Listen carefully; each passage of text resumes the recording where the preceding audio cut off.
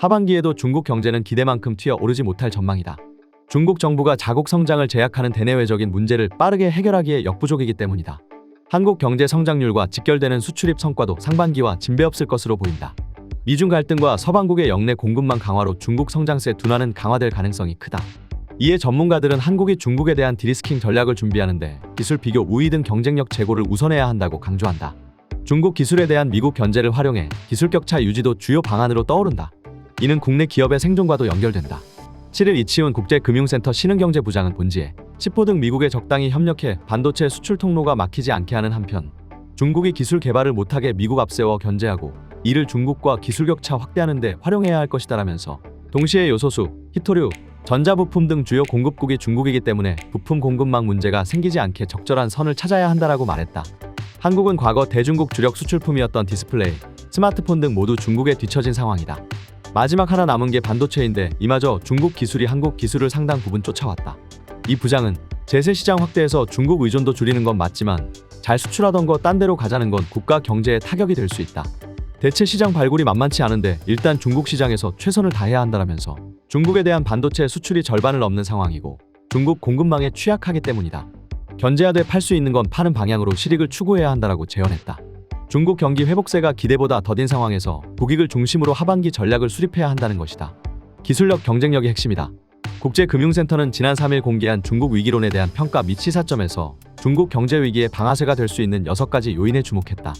보고서는 최대 잠재 리스크인 부동산 시장 위축, 기업 및 정부 부채 리스크, 외환 불안, 미국의 견제, 노동인구 감소에 따른 인구구조 변화, 현 체제에 대한 반발로 인한 사회 혼란을 꼽았다.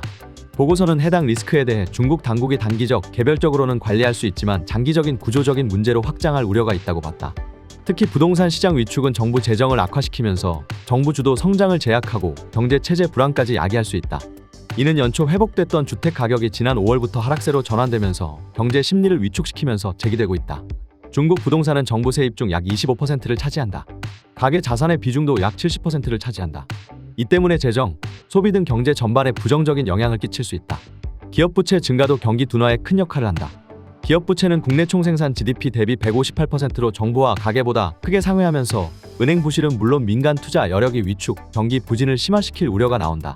신흥국 평균 기업 부채 규모는 106.7%다. 정부 부채도 팬데믹 이후 최근 4년간 21.2%포인트 증가하며 경기 부양 여력을 축소하고 있다. 또 미중 금리차가 지속되면서 자본 유출로 인한 외환시장 불안도 고조되고 있다. 올해 들어 외국인 증권 투자는 순유출세로 전환됐으며 채권 자금은 2022년 903억 달러, 지난 1월 6월까지 총 300억 달러가 유출됐다. 위안화 환율은 작년 8.2%, 올해 상반기만 3.6% 절하됐다.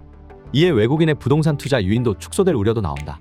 이런 상황에서 미중 갈등은 풀릴 기미가 보이지 않는다. 미국의 반도체 등 중국에 대한 기술 견제는 더욱 강화되고 있다.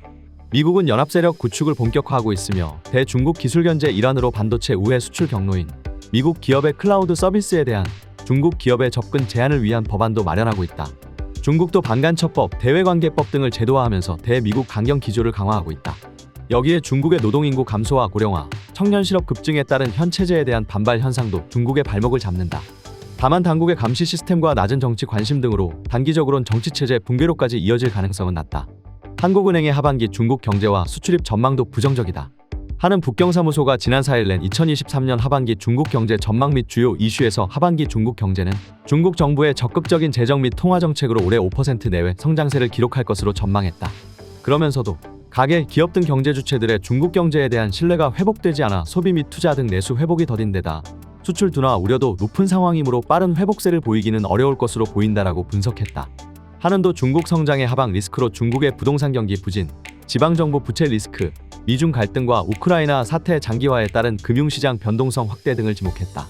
또 중국 하반기 수출입은 상반기에 이어 부진할 것으로 전망하면서 미국, EU 등 주요국의 역내 공급망 강화 정책, 코로나19 이후 다국적 기업의 글로벌 공급 사슬상 중국 이외 지역으로 다변화 전략과 더불어 중국 제조기업의 동남아시아 등 현지 생산 추진 등 중국 수출입의 구조적 변화도 예의주시할 필요가 있다고 설명했다.